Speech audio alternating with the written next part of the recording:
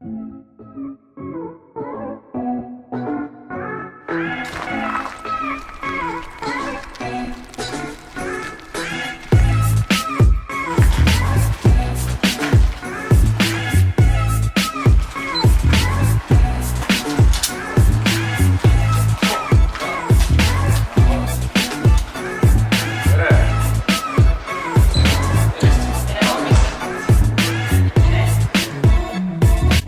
tulemast Pärnu Koidula gümnaasiumisse. Meil on toredad, vahvad ja ägedad õpetajad. Meil on 5 õppesuunda: matemaatika, füüsika õppesuund, reaalsuund, loodussuund, humanitaaridel on Euroopa suund ja ettevõtluse majanduse suund. Maia, kas sina oled Koidula koolis olnud algusest peale? Jaa, koos rahvutitega. Mis see oli, mingi 14, 15 sajand või? 16, 17, 18 sajand. 18 sajand. Kas see oli siis, kui see üks Oreli õpetaja, Kurri Soonerikult hakkas 2 tüdrukut õpetama? Just. Vaat küll ajal. Jaa. Tere! Tervist! No nii, Andres, mis me täna ostame? Ei teagi, mis te soovitaksite? Soovitan rummikooki, mis on vaieldamatult kõigi lemmik. No me võtame 2 tükis kohe. 3.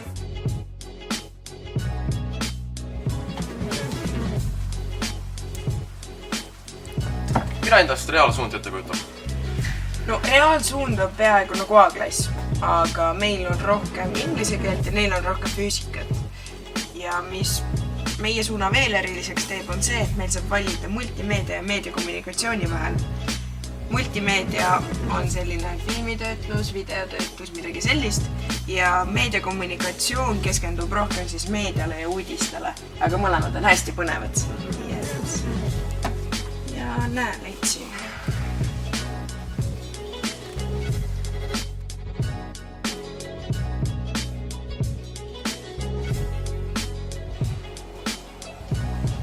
Miks te valisite just Koidula gümnaasiumi ja Euroopa suuna?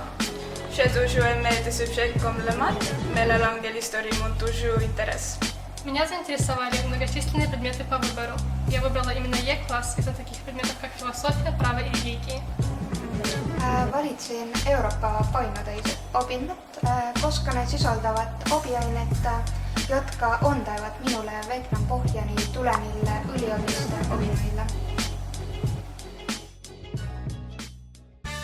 Aga milleks valida ettevõtlussuund? No vaatame, no põhimõtteliselt, kus kõigil meeldib raha, aine. Ettevõtlikus saad raha teha, aine. Sa oled ettevõtlik, seda ütleb, sa võtad asju ette. Sa tuled siia, sa õpid, kuidas teha raha sellest, mida teised ei oska. Nii, mis meie suuna siis eriliseks teeb, on see, et me ei õpi lihtsalt tuimad slaididelt mõisted pähe, vaid meie õpetaja on meile selle ettevõtluse õpetamise väga kergeks teinud. Me mängime nii arvutisse ettevõtlusmänge kui ka lauamänge, tänu millele me saame õppida investeerima raha kui ka seda hoidma. Lisaks selle 3 aasta jooksul korraldame me huvitavaid üritusi ja võtame osa huvitavatest projektidest ja 11. klassis on võimalik teha ka suureks aastatööks õpilasfirma. PK suunal ehk bioloogia-keemia suunal on palju praktikume ja loenguid. Juba varakult õpitakse selgeks töö mikroskoopidega ja tehakse katseid keemialaborites. PK suund teeb ka tihedat koostööd Tartu Ülikooli ja Loodusmajaga.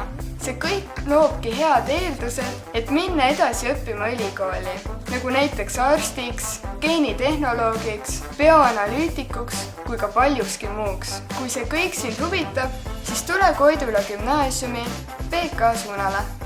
Kindlasti tuleb mainida, et PK suund ei ole ainult tüdrukutele, vaid siia mahuvad ka poisidele.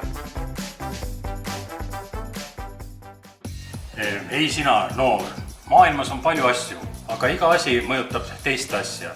Füüsika tegelebki nende asjade uurimisega, nende asjadega toimuvate protsesside uurimisega ja kui sind huvitab, miks, kuidas, mille pärast kõik need asjad omavahel seotud on, siis tule õpi matemaatika, füüsika eriklassis. Kui sa oled selle klassi lõpetanud, siis on sul vaieldamatult kõige suurem valik edasi minna õppima ükskõik millisele erialale.